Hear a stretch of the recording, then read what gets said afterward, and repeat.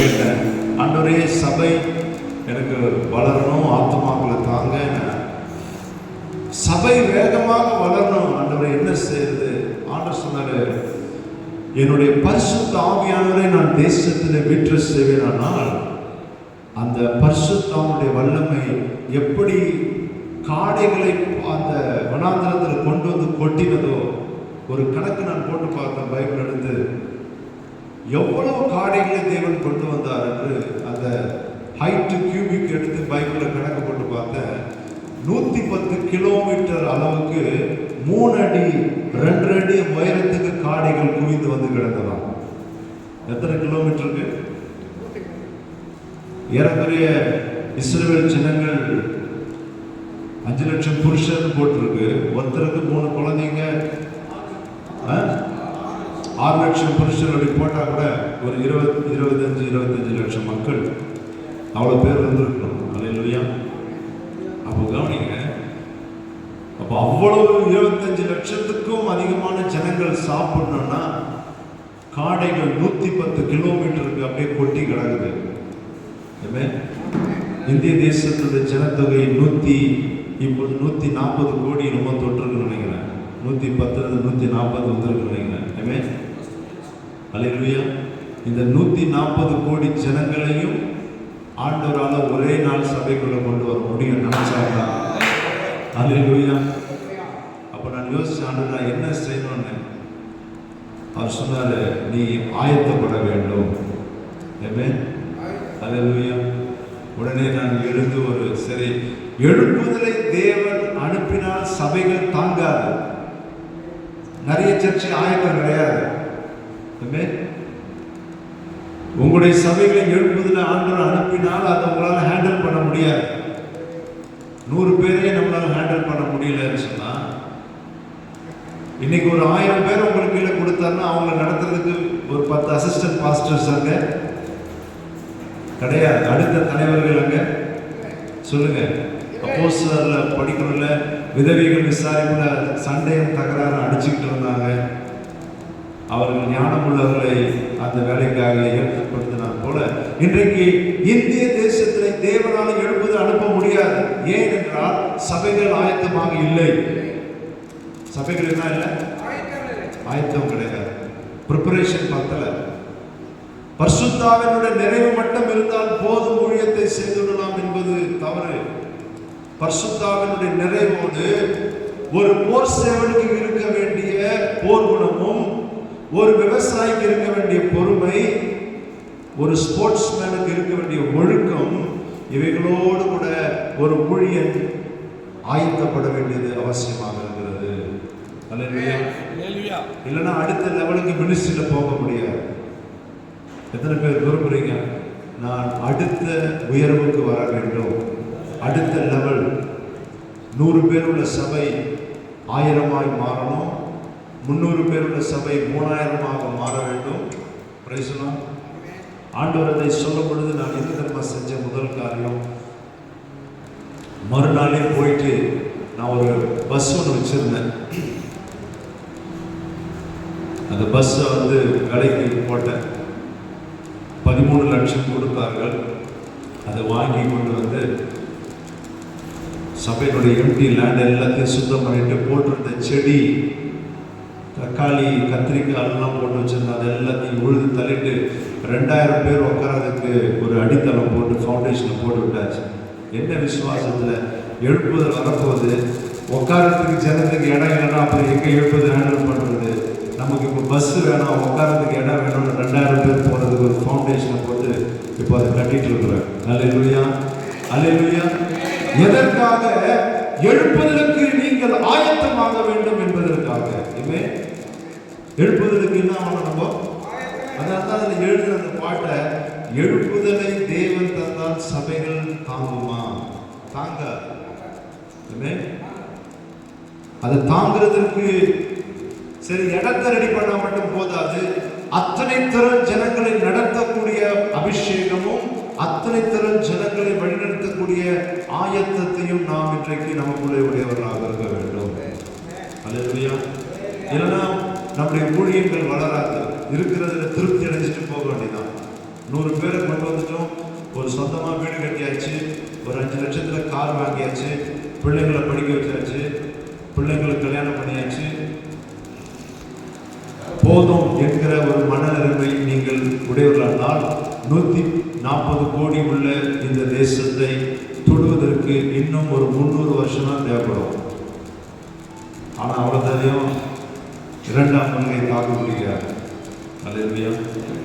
இன்னும் 300 வருஷம் தேவைப்படும்.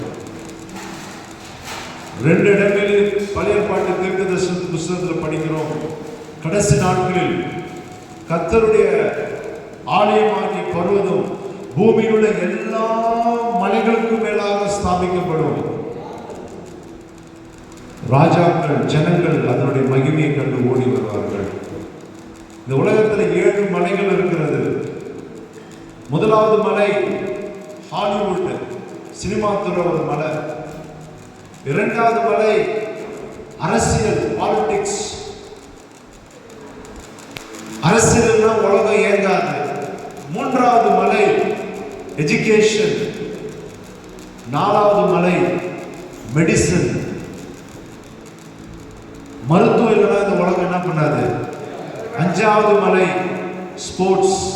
ஸ்போர்ட்ஸ் இல்லாம உலகம் என்ன பண்ணாது சொல்லுங்க.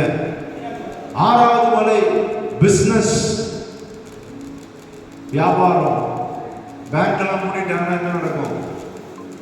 டிரான்சாக்ஷன் நின்று போகும். 7வது மலை இருக்கு. என்ன மலை? ரிலிஜியன், மதம். ரிலிஜியன்ல தான் முஸ்லிம் இருக்கு, கிறிஸ்டியானிட்டி இருக்கு, இந்துயிசம் இருக்கு, புத்திசம் இருக்கு. இந்த 7 மலைகள் உலகத்தில் இயங்கிக் கொண்டே இருக்கும். உலகம் இருக்கிறவர்கள் இந்த 7 மலை இருக்கும். நான் வேதம் சொல்லுகிறது, ப்ராஃபஸி போட்டிருக்கு தீர்க்கதரிசன புத்தகத்தில். கர்த்தருடைய வருகைக்கு முன்னாடி ஒரு காரியம் நடக்கணும். என்ன தெரியுமா? இந்த எல்லா மலைகளுக்கு மேலாக சபை உயர்ந்ததாக உயர்த்தப்படும். ஜாதிகள் அதனுடைய மகிமையை கண்டு ஓடி வருவார்கள். உங்களுடைய ஊழியத்தின் மகிமையை கண்டு ஜனங்கள் ஓடி வர வேண்டும். ராஜாக்கள் ஓடி வர வேண்டும்.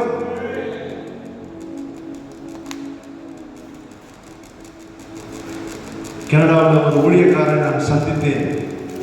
அவர் சொன்னாரு, ஒரு நாள் ஜெபித்து கொண்டிருந்தாராம். ஒரு ஆண்டவரை கேட்டார், ஆண்டவரே என்னுடைய சபைக்கு கோடீஸ்வரர்களை அனுப்புங்க, என்னுடைய சபைக்கு டாக்டர்ஸ் வரணும், என்னுடைய சபைக்கு இன்ஜினியர்ஸ் வர வேண்டும், என்னுடைய சபையில படித்தவர்கள் வர வேண்டும். அப்படி ஜெபித்து கொண்டிருக்கும் ஆண்டு சொன்னாரா, ஒரு பயிரை நான் அனுப்ப மாட்டேன், ஒரு நாள் வர மாட்டாங்க, நான் அனுப்ப மாட்டேன். அவர் கேட்டார், எதற்காக, ஏன் அனுப்ப மாட்டீங்கன்னு சொன்னா, நீ உருவாக்கு, நீ கோடீஸ்வரரை உருவாக்கு, டாக்டர்ஸை நீ உருவாக்கு, என்ஜினியர்ஸை நீ உருவாக்கு. அல்லேலூயா. திறமசாலிகளை நான் அனுப்ப மாட்டேன், உண்மை உள்ளவர்களை நான் கொடுப்பேன், அவர்களை திறமசாலிகளாக உருவாக்கு. அல்லேலூயா. அந்த வசனத்தில் அதில் போட்டிருக்கு, வாசிங்க. அதே 2 தீமோத்தேயுல 5வது வசனத்தை படிங்க. 2ஆம் அதிகாரம் 5ல் மேலும் ஒருவன் 4வது வசனத்தை படிங்க. இல்ல முப்புவின்று வந்து எங்க படிங்க. அநேக சாட்சிகளுக்கு முன்பாக நீ என்னிடத்தில் கேட்டவைகளை மற்றவர்களுக்கு போதிக்கத்தக்க உண்மை உள்ளவர்களுக்கு நீ ஒப்புவி. விளங்கிடுச்சுல? அல்லேலூயா. திறமைசாலிகளை தேவன் நமக்கு தரமாட்டாரு. கல்வி அறிவில்லாத ஒன்றுக்கு உதவாதவர்களை தான் தேவன் கொடுப்பார். ஆனா அவங்க உண்மை உள்ளவர்களா இருப்பாங்க. ஊழியத்திலே அடுத்த கட்ட தலைவர்களை உருவாக்கும் பொழுது திறமசாலிகளை போய் தேர்ந்தெடுக்க கூடாது. திறமசாலிகளை போய் தேர்ந்தெடுக்க முடியாது. டாக்டர்ஸ், இன்ஜினியர்ஸ் திறமசாலிங்க, ப்ரொஃபஷனல்ஸ், அவங்களுக்கு எல்லா திறமையும் இருக்கு. ஆனா ஆண்டவர் சொல்றாரு, தேவர் ராஜ்யத்திலே திறமசாலிகளை விட உண்மை உள்ளவர்கள் தேவைப்படுகிறார்கள். நம்முடைய ஊழியத்திலே நமக்கு உதவியாக திறமசாலிகள் தேவை கிடையாது, உண்மை உள்ளவர்கள் வேண்டும். அவன் ஒண்ணு இல்லாதவனா கூட இருப்பான், திறமை இருக்காது, ஆனா அவன்கிட்ட உண்மை இருக்கும். அந்த உண்மை உள்ளவனை நம்ம திறமசாலியா மாத்திடணும். அல்லேலூயா. அந்த உண்மை உள்ளவர்கள் ஊழியத்தில் அவர்களுக்கு பிரசங்கிக்க தெரியாது, பாட்டு பாட தெரியாது, ஒன்றும் தெரியாது, ஆனால் உண்மை இருக்கும். அவர்களை கொண்டு வந்து நாம் அவர்களை உருவாக்க வேண்டும். அடுத்த லெவல் தலைவர்களாக. அவனுக்கு ஒன்றுமே இருக்காது, அவனுக்கு ஒன்றுமே தெரியாது, ஆனால் நீங்கள் அவனுக்கு வாய்ப்புகளை கொடுத்து உருவாக்கி அவன்கிட்ட உண்மை இருக்கான்றதை மட்டும் செக் பண்ணிட்டீங்கன்னா அந்த உண்மை உள்ளவனை நாம் திறமசாலியாக உருவாக்கி இந்த உலகத்தில் எல்லா மனுஷர்களுக்கும் மேலாக நம்முடைய ஊழியத்தில் தலைவர்களை எழுப்புவதற்கு காலத்தில் நாம் அடுத்த கட்ட உண்மை உள்ள தலைவர்களை ஏற்படுத்துவது அவசியமாக இருக்கிறது. அல்லேலூயா. தீமோத்தேயு சோர்ந்து ஊழியத்தை விட்டே போகலாம், ஏன்னா கூட இருந்தவங்க எல்லாம் ஓடிட்டாங்க. கூட இருந்தவங்க என்ன ஆச்சுங்க சொல்லுங்க. போன வருஷத்துல மட்டும் திடீரென்று நான் இந்திய ஊழியத்திற்கு வந்ததுனால ஒரு மாசம் எக்ஸ்ட்ரா இங்க தங்க வேண்டியது இருந்தது. நான் ஒரு மாசம் எக்ஸ்ட்ரா தங்கிட்டு திரும்பி கனடா போகும்பொழுது என்னுடைய சர்ச்சில் கமிட்டி மெம்பராக போட்டிருந்த ஒரு லீடர் ஒவ்வொரு மாதமும் அவர்கள் கிட்டத்தட்ட ஒரு 40,000 ரூபாய் தசம பாகம் மட்டும் கொடுக்கக்கூடியவர்கள் திடீர்னு என்ன பண்ணிட்டாங்க, பாஸ்டர் ரொம்ப நாள் வந்து சபையில் இல்லை, அதனால நான் வரமாட்டேன் நின்றுட்டாங்க. அவங்க நின்னாலும் பரவாயில்ல, இன்னொரு 7 பேரையும் கூட சேர்த்து போயிட்டாங்க. ஒரே மாசத்துல வந்து திடீர்னு பாதி பேர் அப்படி போனா அவங்களுடைய பில்ஸ் பே பண்ணல. வெளிநாட்டில் வீட்டு வாடகைலாம் ஜாஸ்தி. ஒரு மாசம் ஒரு சிங்கிள் பெட்ரூம் மட்டும் 90,000 ரூபாய் வாடகை கட்டணும். என்னுடைய மாசம் அந்த நம்ம இங்கே காருக்கு வந்து வருஷத்துக்கு ஒரு முறை இன்சூரன்ஸ் கட்டுறோம், அங்கே மாசம் மாசம் கட்டணும். ஒவ்வொரு மாசமும் இன்சூரன்ஸ் மட்டும் 12,000 ரூபாய் கட்டி ஆகும். காருக்கு டியூ ஒரு 40,000 ரூபாய் கட்டணும், வீட்டு வாடகை ஒரு 90,000 ரூபாய் கட்டணும், கரண்ட் பில்லு ஒரு 7,000 ரூபாய் வரும். அதுக்கு மேலே நீங்கள் சாப்பிடணும், அதுக்கு ஒரு 2.5 லட்சம் இருந்தால் தான் நீங்கள் ஒரு மிடில் கிளாஸ் வாழ்க்கையை நடத்த முடியும். அப்படிப்பட்ட ஒரு சூழலில் உங்களை கூட இருந்தவங்க திடீர்னு விட்டுட்டு போகிறாங்க, என்ன நடக்கும்? அல்லேலூயா. ஊழியத்தை விட்டு போயிடலாம், பிஸ்னஸ் தொடங்கிடலாம், அப்படிலாம் எண்ணங்கள் வரும். பின்மாற்றத்துக்குள்ள பிசாசு அப்படிப்பட்ட நேரத்தில் தான் உங்களை அங்கே காயப்படுத்த பணத்தினாலே பணக்குறைவை கொண்டு வந்து ஆட்கள் உங்களை விட்டு தூரம் போவார்கள், விலகி விடுவாங்க. அது எல்லாம் இதுக்காக, ஊழியத்தை விட்டு ஓடி போக வைப்பதற்காக.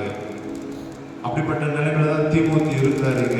ஆனால் பவுல் சொல்றாரு, தீமோத்தேயு உன்னை விட்டு ஓடி போனவங்களை குறித்து நீ கவலைப்படாத, அடுத்த கட்ட உண்மை உள்ள தலைவர்களை நீ எழுப்பி உருவாக்க வேண்டும். அல்லேலூயா. ஓடி போன துரோகிகளை மறந்துவிடு. துரோகிகள் என்னைக்குமே கூட இருப்பான், விட்டுட்டு ஓடிடுவான். டாக்ஸிக் பீப்புள் எப்பவுமே நம்ம கூட விஷமி கிருமிகள் மாதிரி டாக்ஸிக் பீப்புள் கூட இருப்பாங்க. எப்படி ஊழியத்துல துரோகிகளை கண்டுபிடிப்பது, கூட இருக்கிற துரோகிகளை எப்படி அடையாளம் கண்டுபிடிப்பது? இப்படிப்பட்ட சூழல்கள் தான் தெரியும் யார் உண்மையுள்ளவன், கூட நிற்கிறவன் யார், ஓடி போகிறவன் யார். ஓடி போனவன் நினைச்சு நீங்கள் ஊழியத்தை விட்டு ஓடி போக நினைக்க கூடாது. அடுத்த கட்ட தலைவர்களை, உண்மை உள்ளவர்களை ஏற்படுத்தும்படி உண்மையிடத்தில் இதை கொண்டு போய் நீ ஒப்புவிக்க வேண்டும். அல்லேலூயா. எழுப்புதலுக்கு ஆயத்தமாக வேண்டும் என்று சொன்னால் வாழ்க்கையிலே நாம் கடந்து வந்த துரோகங்களையும் ஏமாற்றங்களையும் இழப்புகளையும் யோசித்து பார்ப்போம் என்று சொன்னால் அடுத்த நிலைக்கு நீங்களும் நானும் போக முடியாது. ஒன்று இருக்கிற இடத்துல நின்று திருப்தி அடைந்துடணும், இல்லைன்னா பின்மாற்றத்துக்குள்ள போயிடணும். இந்த கிறிஸ்தவ ஜீவியத்துல மட்டும் ஒரே இடத்துல நான் நிற்கிறேன் என்கிற ஒரு காரியமே கிடையாது. ஒன்று நீங்க முன்னேறணும், இல்ல பின்னேறணும். ஒன்று நீங்கள் நான் முன்னோக்கி போய்கொண்டிருக்கிற வாழ்க்கையில நான் முன்னேற்றத்தை நோக்கி போகிறேன்னு சொல்லணும், இல்லைன்னா நான் பின்மாற்றத்தில் இருக்குன்னு ஒத்துக்கணும். எனக்கு முன்னேற்றமும் இல்லை பின்மாற்றமும் இல்லை, நான் இருக்கிற மாதிரி தான் இருக்கிறேன்னு சொன்னா அது போய் அப்படி வேதத்துல கிடையாது. அல்லேலூயா. 2 பேதுருவிலே வாசிக்கிற 1ஆம் அதிகாரத்திலே ஆகியால் சகோதர சிநேகத்தோட அன்பையும், அன்பையோட பொறுமையும், பொறுமையோட இச்சையடக்கத்தையும், சகோதர சிநேகத்தையும் கூட்டி வாழணும். இவைகள் உங்களுக்கு உண்டாயிருந்து பெருகினால் அது உங்களை கிறிஸ்துக்குள்ள வீணரும் கனியற்றதுமாக இருக்க விடாது. அப்படின்னா என்ன? இவைகள் உங்களுக்கு உண்டாயிருந்து பெருகிக் கொண்டே இருக்க வேண்டும். இது உங்களுக்கு உண்டாயிருந்து என்ன பண்ணிட்டு இருக்கணும், அது அப்படிதான் இருக்குதுன்னு சொன்னா பின்மாற்றத்துல போயிட்டு இருக்கோம்னு அர்த்தம். ஒன்று நம்ம என்ன பண்ணிட்டு இருக்கோம், எங்க போயிட்டு இருக்கிறோம், பின்மாற்றத்துல. முன்னேற்றத்துல எங்க போயிட்டு இருக்கிறோம், பின்மாற்றத்துல. இன்றைக்கு நம்மை கர்த்தர் பின்மாற்றத்துக்கு என்று அழைக்கவில்லை. அல்லேலூயா. அவர் நமக்கு பயத்தின் ஆவியை கொடாமல் அன்பும், இன்றைக்கு தேவன் நம்மை முன்னேறி செல்வதற்கு இன்றைக்கு உங்களை அழைக்கிறார். அல்லேலூயா. இன்றைக்கு ஒருவேளை நீங்கள் துவண்டு போய் ஒருவேளை சைட் பிசினஸ் எதுனா ஆரம்பிச்சிடலாமா? அப்கோர்ஸ் நானும் இந்த சாலிட் ஹாலோ பிளாக் அந்த ஃபேக்டரி ஸ்டார்ட் பண்ணியிருக்கிறேன். இன்னும் 2-3 துவங்க போகிறேன். அது ஊழியத்தில் வருமானம் இருக்கிறதுக்காக ஒரு 10 பேருக்கு வேலை வாய்ப்பு கொடுக்கலாம்ன்றதுக்காக. அல்லேலூயா. ஆனால் நான் முழு நேர ஊழியத்தை விட்டு இன்னும் நான் எந்த பக்கமும் போல. வக்கீலாக மாற்றுறதுக்கு வாய்ப்பு வந்தது, அரசியல்வாதியாக மாறுறதுக்கு வாய்ப்பு வந்தது, பிஸ்னஸ் மேனாக மாறுறதுக்கான வாய்ப்புகள் வந்தது. ஆனாலும் இன்றைக்கும் கர்த்தருடைய முழு நேர ஊழியன் என்கிற அதே அழைப்பில் நிற்கும்படி கர்த்தர் உதவி செய்திருக்கிறார். அல்லேலூயா. இன்னமும் அதை செய்வார் என்று நான் நம்புகிறேன், விசுவாசிக்கிறேன். அல்லேலூயா. இந்த அழைப்பை விட்டு நம்மை வழிவிலகி செய்வதற்கு நிறைய வாய்ப்புகள் வரும். அரசியல்ல போகலாம் என்ற எண்ணம் வரலாம், வேற எதனா தொழிலை செஞ்சுக்கலாம். இன்னைக்கு அப்படிப்பட்ட வெள்ளை சட்டையை போட்டு இருந்த எனக்கு கருப்பு கோட்டை மாட்டி கோட்ல வக்கீலா மாத்துறதுக்கான வாய்ப்புகள் வந்தது, விசுவாசம் கொடுத்திருந்தான். ஆனா அது எல்லாவற்றையும் உதறி தள்ளிட்டு இந்த வேதத்தை சுமக்கும், இந்த வேதத்துல அந்த வசனத்தினாலே பிழைப்பை நடத்துவதற்கு தேவன் உதவி செய்திருக்கிறார் என்றால் அதற்கு நமக்கு போர் குணம் அவசியம் தேவை, ஆயத்தம் அவசியம் தேவை. ஒரு போர் சேவனுக்கு ஏற்ற ஒரு யுத்தத்தை செய்யக்கூடிய பிசாசு எத்தனை பெரிய போராட்டங்களையும் அவனுடைய யுத்தம் குறையாது. ஏன் இதை பவுல் சொன்னார்? அந்த நாட்களிலே, அந்த காலத்தில் ரோம கலாச்சாரத்தின்படி மல்யுத்தம் என்பது ரொம்பவும் ஃபேமஸ். மல்யுத்தத்துக்கு போறவங்க ஹெல்மெட் மாட்டி தான் போகணும். ஏன்னா அவ்வளவு முரட்டு தனமான சண்டை இருக்கும். ஒவ்வொரு மல்யுத்தத்திலும் ஒருவருடைய முகம், அவருடைய முகம் எப்படி இருந்தது? அந்த கேடு, அவருடைய முகம் காணக்கூடாததாக. அப்படின்னா பிசாசோடு இயேசு போட்ட சண்டையில அவருடைய முகமே அப்படியே கொடூரமா செதறி போச்சு. ஆனாலும் அவர் யுத்தத்தை நிறுத்தவில்லை, ஜெயித்துதான் திரும்பினார். அல்லேலூயா. இந்த ஆவிக்குரிய யுத்தத்தில் நம்முடைய முகம் சேதம் அடைந்தாலும், என்னுடைய சரீரத்தை பார்த்தீங்கன்னா இங்க எல்லாம் காயம் சேதம். ஒரு இடத்துல சொல்லுவாங்க, நான் ஊழியத்துக்கு வரும்போது என்னுடைய பேண்ட் சைஸ் 44, இப்போ 37 ஆயிடுச்சு. ஏன்னா ஃபாஸ்டிங்கு, உபவாசம் எல்லாம் பார்த்து கீர்த்து எல்லா அடி மேலே அடி, பிரச்சனை, நொறுக்குதல், ஃபைனான்ஸு, சண்டை, இது என்னென்னமோ. எப்படிங்க 44 சொல்கிறாங்க. அப்படி 44 ஷோல்டர் பெருசாக இருந்ததுன்னா அப்படி உருகிட்டே போறீங்க. இயேசு கிறிஸ்துடைய முகம் பிசாசோட போட்ட சண்டையில உருக்குலைஞ்சிருச்சு. முகமே தெரியாத அளவுக்கு அடி. ஆனாலும் தோல்வியை ஒத்துக்கொள்ளவில்லை. கடைசி வரை முகம் உருக்குலைஞ்சாலும் பரவாயில்ல, ரத்தத்துல மூடப்பட்டிருந்தது. 1000 பிசாசை ஜெயித்து தான் இயேசு திரும்பினார். அல்லேலூயா. அந்த போர் குணம் நமக்கு இன்றைக்கு தேவை. அந்த போர் குணம் இன்னைக்கு நமக்கு தேவை. காம்ப்ரமைஸ் பண்ணிட்டு வாழ்ற ஒரு ஊழியம் நமக்கு வேண்டாம். இருக்கிறது போதும் என்று நினைத்து வாழ்கிற ஊழியத்தில் எழுப்புதல் வராது. திருப்தி அடைகிற மனப்பான்மையில வாழ்கிற ஊழியத்தினாலே இந்த தேசத்துக்கு ஆசீர்வாதம் வராது. இருக்கிறது போதும், சாதிச்சிட்டோம், முடிச்சிட்டோம், பரவாயில்ல, 50 வருஷம் ஊழியத்தில் கடந்துட்டோம், அதெல்லாம் உதவாது. ஒன்று, இந்த யுத்தத்திலே வாழ்கிற கடைசி நிமிஷம் வரையிலும் இந்த யுத்தத்தில் பிசாசு எத்தனை பலமான தாக்குதலை கொடுத்தாலும் அவனை திருப்பி அடிக்கிறதுக்கான ப்ரிப்பரேஷன், ஆயத்தத்தோடு நாம் சண்டையிட வேண்டியது அவசியமாக இருக்கிறது. அல்லேலூயா. அல்லேலூயா.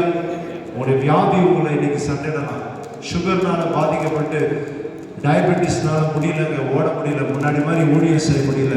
அந்த சுகர் உங்களுடைய வேகத்தை குறைக்கக்கூடாது. அந்த சுகரை, டயபெட்டிஸை நீங்க ஜெயிக்க வேண்டும் இயேசு நாமத்தினால. அந்த வியாதியை நீங்கள் ஜெயிக்க வேண்டும் இயேசு நாமத்தினால. ஊழியத்துல பண தேவைகளால என்னால ஊழியத்தை செய்ய முடியல, அந்த பண தேவையை நீங்கள் ஜெயிக்கணும். பொருளாதாரத்தில் ஜெயத்தை பெற வேண்டும். குடும்ப வாழ்க்கையில பிரச்சனை, போராட்டத்தை பிசாசு கொடுக்கிறதுனால ஊழியத்துல கான்சென்ட்ரேட் பண்ண முடியல, ஜெயிக்க வேண்டும். சண்டைடுங்க, தொடர்ந்து போராடி கொண்டே இருங்கள். தோல்வியை ஒத்துக்கொள்ளக்கூடாது, தோல்வியை ஒத்துக்கொள்ளக்கூடாது. போர் சேவனாக தீங்கு அனுபவி, பாடுகளை அனுபவி. கிறிஸ்துவுக்காக வாழ வேண்டும் என்று நினைக்கிறவர்களுக்கு போராட்டம் வரும், உபத்திரம் வரும். நம்பினவர்கள் கைவிடுவார்கள், கூட இருந்தவங்க விட்டு ஓடுவாங்க. உங்க வாழ்க்கையில் இருக்கிற இழப்புகள், உயிர் சேரும்.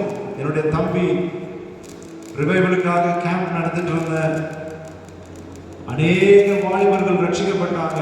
300க்கும் மேற்பட்ட வாலிபர்கள் வந்தாங்க. பெரிய எழுப்புதல் போய் கொண்டிருந்தது. நான் ஊழியம் பண்ணின பகுதியில ஒவ்வொரு வாரமும் 18 வயசு பையன் தூக்க மாட்டிட்டு சாவான்.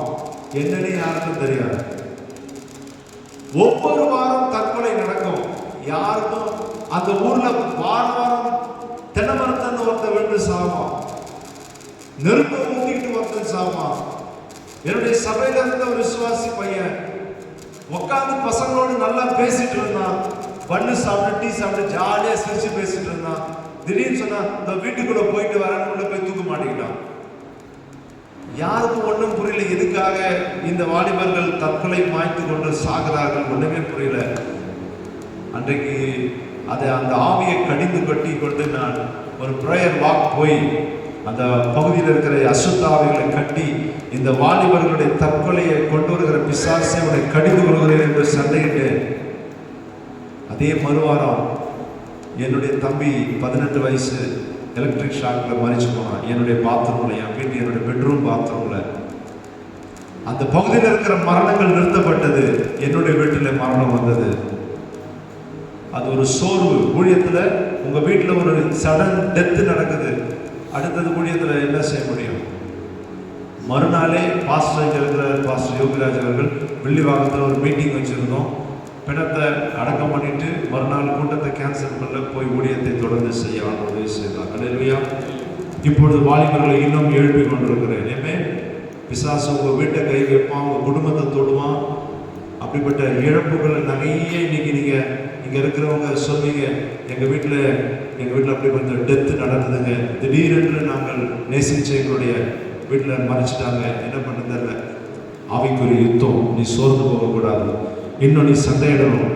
இனிதான் நீங்கள் டபுளா ஊழியம் செய்யணுமே தவிர பின்மாற்றத்தில் பயந்து போய் ஒளிந்து விடக்கூடாது. ஏன்னா உனக்குள்ள இருக்கிற தேவன் பெரியவராக இருக்கிறார். அல்லேலூயா. உங்களை கொண்டு பெரிய காரியங்களை கர்த்தர் செய்ய போகிறார். ஆக்சிடென்ட்ஸை பார்த்திருக்கிறேன், மரணத்தை பார்த்திருக்கிறேன், துரோகங்களை பார்த்திருக்கிறோம். ஆனாலும் இந்த அழைக்கப்பட்ட அழைப்பிலே உறுதியாக, அல்லேலூயா, கிறிஸ்துவுக்காக பாடுகளை தீங்கு அனுபவிக்கிற போர் சேவகர். எல்லாரும் சத்தமா சொல்லுங்க, கிறிஸ்துவுக்காக பாடுகளை தீங்கு அனுபவிக்கிற போர் சேவகர்கள் இன்னும் சண்டையிட்டு கொண்டே இருப்போம். அல்லேலூயா.